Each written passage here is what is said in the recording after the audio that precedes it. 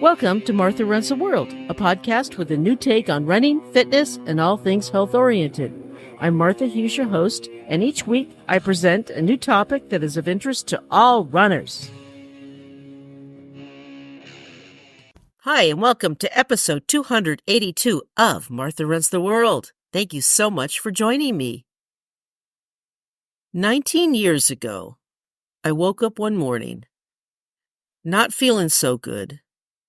I was bored with the life I was leading, or with the not great life I was leading. I was bored with waking up, feeling terrible, hungover, and just the rerun of awfulness, and I decided to quit drinking forever. That was 19 years ago. Well, it will be 19 years on the 15th. So this is my annual show on my sobriety. And sobriety being clean and sober in general. And it does have a lot to do with running because many people take up running after they get clean and sober, or clean and or sober, I should say. I ran when I drank. I ran during drinking. I ran before I drank. I ran after I drank. That never turned out well, by the way. But I became a much more consistent runner after I stopped drinking. That is true. I became a more consistent person after I quit drinking. Let's put it that way. Every year when I do this show, I try to pick a different theme. And my theme, I guess, this year is, what does being sober mean to me? And for me, it means I can actually live my life in the way I wish, or as close to it as possible. I can actually live in the here and now. I don't live for what I want it to be. I don't live in the past. I don't live looking towards the future. Well, I think about the future, but I don't live in the future. I don't live in some fantasy pretend world. I live right now. I have an appreciation of life, even if it kind of sucks. And sometimes it does suck, but I still have an appreciation for life. Even in the worst times, there's something to appreciate about it. There's something to be grateful about life. Yes, did I wake up this morning? Yes, that's something to be grateful for. I can get up, I can face my problems head on. That's another thing that I can do being sober. When I was drinking, I was constantly running away from things. Drinking made me feel that I could hide from everything, including my problems, including life, including everything. I could hide away in alcohol and pretend like nothing was really happening. Unfortunately, that's not true. Everything was happening but me. Life was passing me by. In the process, I was making a lot of people very unhappy. And when I drank, I was not a nice person. Many times in those years, I didn't act the way I wished I would have acted. I acted very angrily. I acted very unhappily towards people. I didn't treat people the way I wished I would have. I have made amends to all the people that I can. There are some people that I couldn't, and there are some people that there's no point to. But I did everything I could when I got sober. And to those I missed, I'm sorry. I wish I could have caught you, but it was impossible. Being sober means as challenges arise, you face them head on. You don't run away from them. As I said, when I was drinking, people who drink say, gee, I just want to go home and have a drink and forget this all. Well, that's part of the problem. You want to forget life. You want to forget your problems, but you can't really forget them. Face your problems, figure out an answer to them, and if there is no answer, if you can't fix them, if they're part of your life, then accept them and move on. In AA, we have the serenity prayer. God grant me serenity to accept the things I cannot change, the courage to change the things I can, and the wisdom to know the difference. And this is a really, really powerful and important prayer to remember. And I don't say this daily anymore, but I certainly do think about it many times a week because it's something to remember and it's something to remind myself when things get rough because we can't change the things around us. We can change ourselves. We can change our behavior. We can change our attitude. We can change us, but we can't change the world around us. So we can mold ourselves to go with the flow, to duck when the punches come, to move around the curves, to go with it. So we can prepare ourselves for things when things happen, but we can't change those things if they do happen. And that's really important to know because when I drank and something happened, it was a catastrophe. Like I'd come home from work and say, "Oh God, this is terrible. Oh my gosh, how is this going to happen? I need a drink. I need a drink." Of course, and that would turn into 3 drinks, and that would turn into 5 drinks, and that would turn into 10 drinks, and then I'd wake up in the morning and be hungover, and I'd either stumble into work or call in sick or something. It would just not be good, not a good thing. And in the meantime, I would probably maybe talk to friends and say horrible things, or if I was still had roommates or housemates, I'd get in arguments with them or get in arguments with my boyfriend or something. It was just never a good thing. It never turned out well. My drinking was not a good thing. I was pretty angry in the years that I drank. I was not happy with anything. And it was my fault. I understand that. I know a lot of that unhappiness came from my childhood and things that happened then, but I really should have dealt with it a different way, but here I am. I didn't.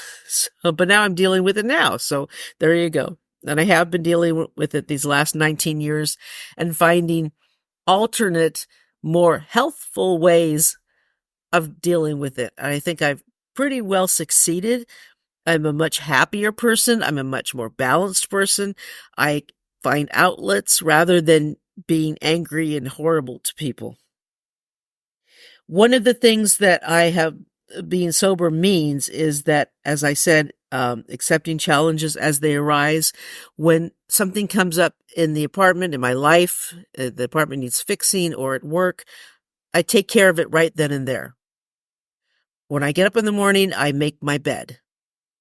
When I eat dinner, I do the dishes immediately. If the apartment needs cleaning, I clean it right away.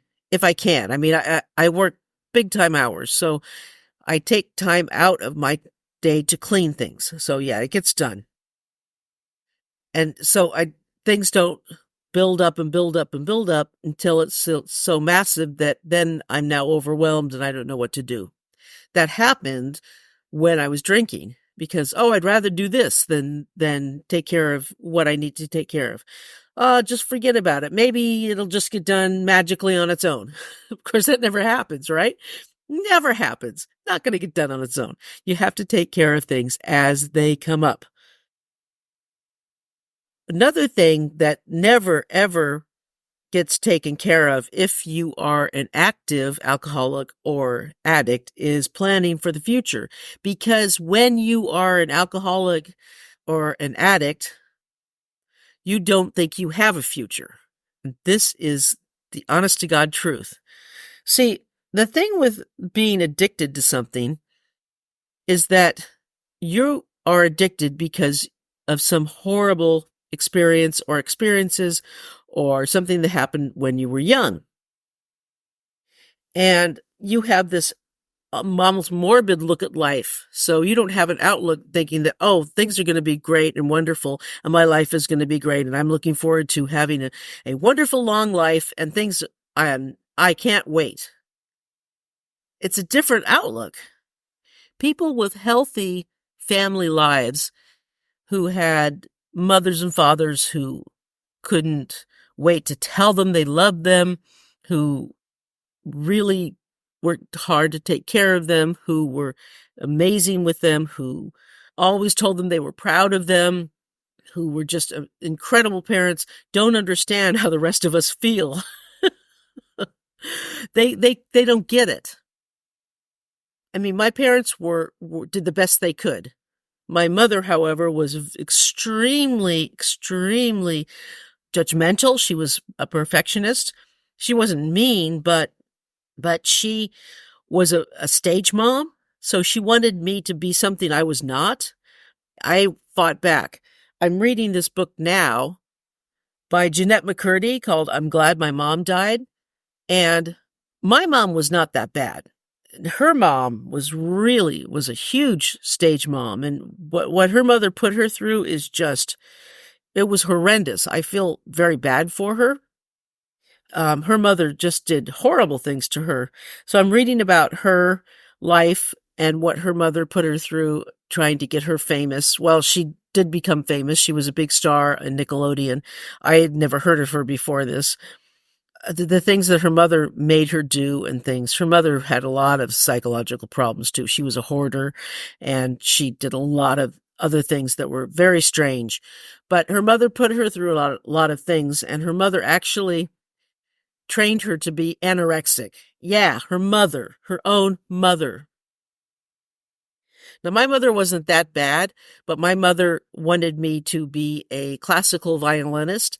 Now, I took up violin just because I thought it might be fun, but then my mother turned it into something that wasn't fun. My mother thought that, mistakenly, yes, she thought that I was really, really great at the violin, and I wasn't. So she told me all the time that if I tried hard enough, I would be a number one classical violinist and I could join any orchestra and this would be my life. And she said that to me all the time, all the time. Well, okay, in grade school, there were two of us and I was better than the second violin, but that was grade school.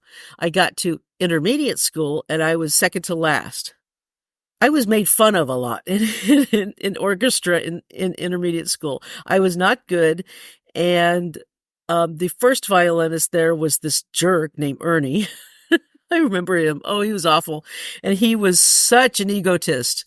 And the orchestra leader loved him and hated me and just made such horrible fun of me. He and Ernie would get together and just make fun of me the whole time, and I hated it so much. I hated violin, and my mother would push it on me, saying how great I could be if I tried. And I wasn't one of those kids. The thing with kids is that there are three types of kids in that situation. There's the kid who actually would take that pushing and do great things with it and love it. There's the kid that would take that pushing and do great things with it and hate it. And there's the kid that would rebel and say, to heck with all this, I'm not doing nothing. And that was me. I was the third type of kid. So please don't push your kids like that. If they don't want to do it, ask them why, figure out why, and be honest with them, and don't punish them if they tell you the truth and you don't want to hear that truth. I hated it for many reasons. I didn't like getting made fun of. I didn't like being pushed so hard. And it took all the fun out of what was before a fun thing to do. It was all pressure and no fun. I wanted to find out what I wanted to do in life, and playing the violin in an orchestra was not what I wanted to do. I had no idea what I wanted to do. When all the other kids were asked, what do you want to do when you grow up?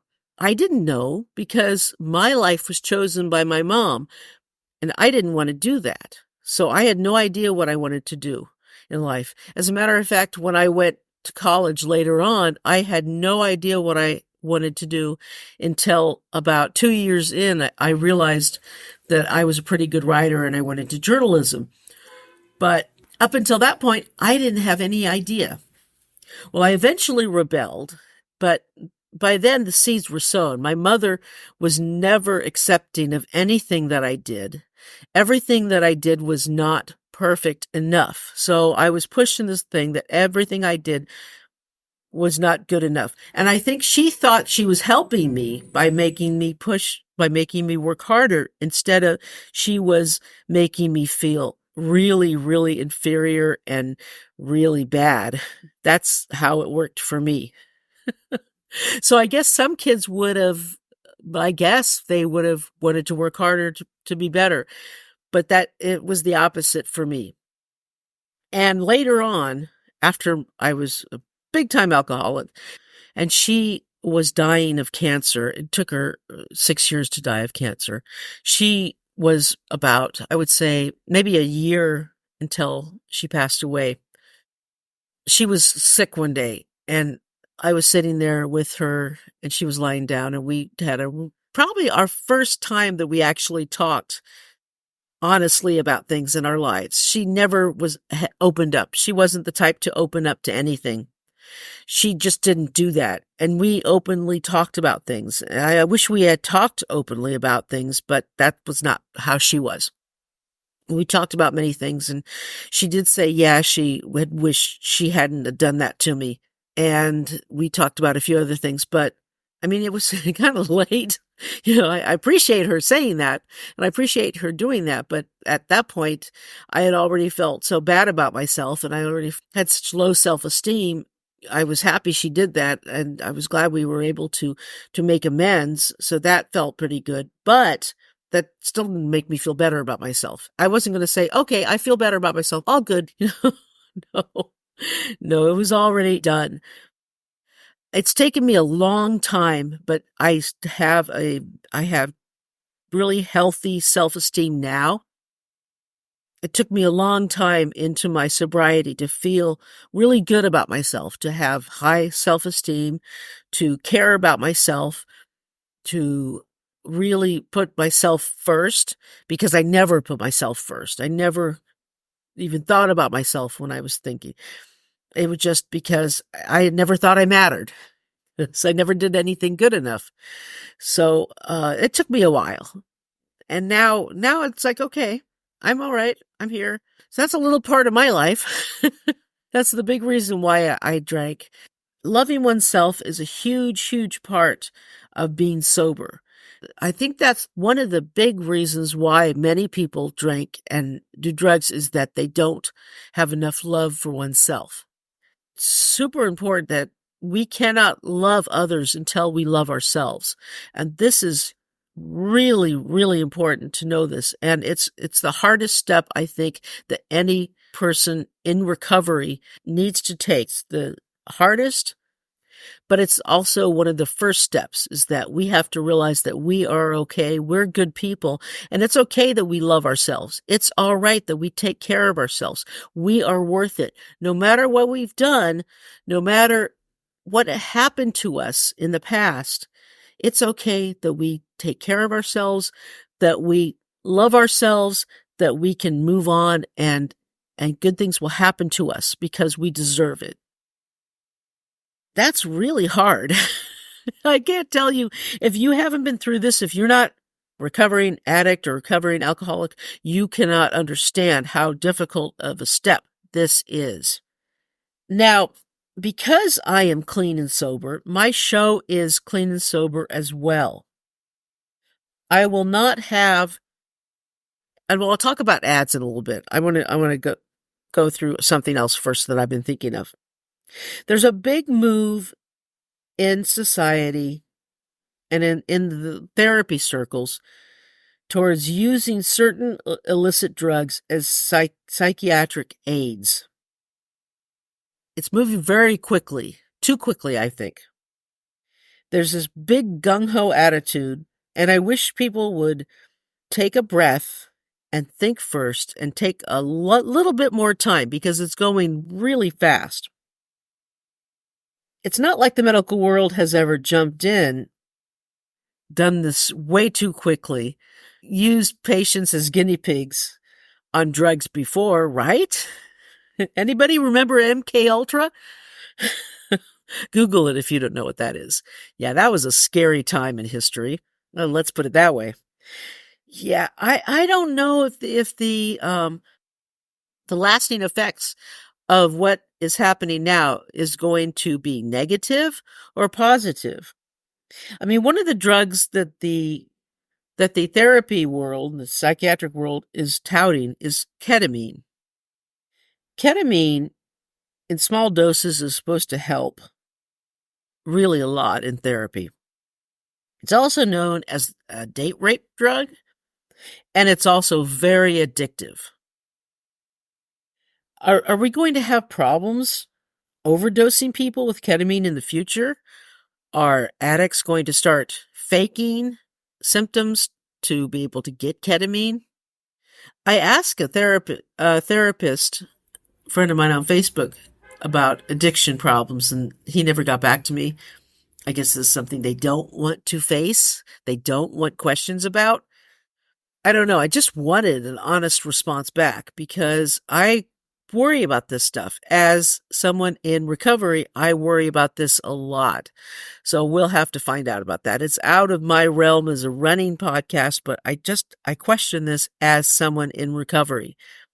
I don't like seeing a lot of these drugs, especially something like ketamine, used for anything other than animal tranquilizer. Really don't. Now, on my show, you will never see ads for anything, for any alcohol or for any medicinal drug companies, any THC, anything like that. I've had offers for ads for like THC companies, nothing like this. Now, if a CBD company who has CBD gel without THC wants to advertise, I will take that ad. That's fine because I use CBD gel without THC because that's just for rubbing on sore muscles and things like that. That's fine. But I will never, ever take ads for anything for drugs or alcohol. I will also never take an ad for gambling. And while I'm on that, what is up with gambling ads on sporting events? Gambling is an addictive behavior, just like alcohol, just like drugs, and it's just as destructive. So can we stop those ads? I watch a lot of hockey during the season, and every other ad is a gambling ad. Come on now. We can do better. As a society, we can do better. Please stop. Gambling and booze, it's just sad to think that they happen to think that that's all that, sports lovers want to do is gambling and alcohol. I don't know. Anyway, how is your running going? Mine, it was a rough week for me. I worked a lot this week, so I didn't get as many runs in as I wanted to. And I'll tell you, some weeks are just better than others. George Sheehan, he was a runner and a writer for Runner's World way back when Runner's World was a terrific magazine. He wrote many books, and I'm going to do a profile on him in a future episode of this podcast. He also said that sometimes life gets in the way and you can only get 1 or 2 training runs a week, and maybe the only training run you're going to get in that week is your race. And that happens sometimes. So I'm not going to be hard on myself because I only got in 1 or 2 training runs that week. Stuff happens in life, and you shouldn't be hard on yourself either.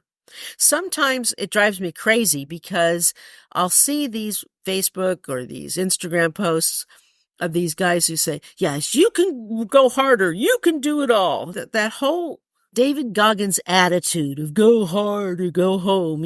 I hate that. I hate that. Yeah, no, that's in the past. You don't have to always do it as hard as you can. Things come up. Life happens. And you don't have to put life aside. You don't have to be like Goggins and divorce your family and go live out in the middle of the desert and only do that. And if that's what you want, do it, but not on my account. No, you have a life, you have responsibilities, and take care of them.